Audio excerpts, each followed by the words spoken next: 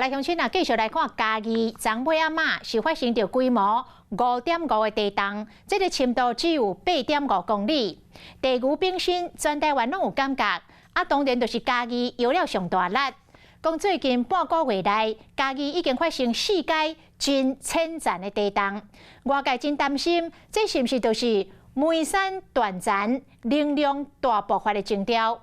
有学者来指出，嘉义这几届的地动。震央的分布虽然距离拢淡薄仔远，但是嘛袂当讲完全无关系。啊，这个后续嘛无排除会有更较大的地动。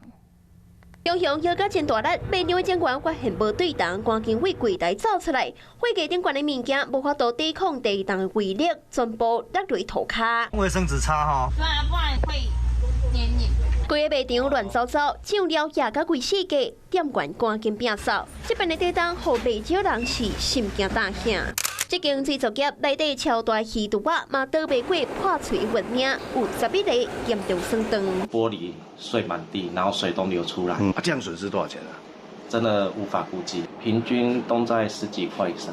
这样100元也有。嘉义新港昨下晡发生着规模5.5的地动，深度是8.5公里。其实为顶个月开始到即摆，嘉义地区已经累积着4遍的地动，分别是8月16、26、31，也有昨的9月初5。外界就咧要讲，这敢是和梅山断层有关系？嘉义这带其实它的活动断层大概有3条，一条就是这个梅山断层，另外一条我们叫九琼坑断层，还有一个是嘉义断层，属于活动断层，它也可能都会引发一些大的地震，就是。根据经济部地调所的资料统计，梅山断层的范围大概是伫咧云林县甲嘉义县的境内，以西南西走向探到面向乡，总长度大概是13公里。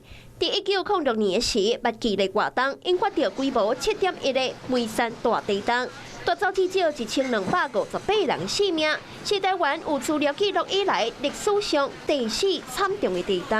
有点偏远，但是我们不能说它完全跟梅山断层没有关系。随着它的规模有变大我们还是会有一点忧心，说是不是会有接下来的一些。其他的事件会发生。这回地动无排除是梅山断层的释放能量，要过游玩爱观察震央确定的位置了后，才会当进一步来判断。只不过小连续发生的这几摆的地动，恐起来嘛是一个警示，未来嘛有可能会有规模4以上的地动发生。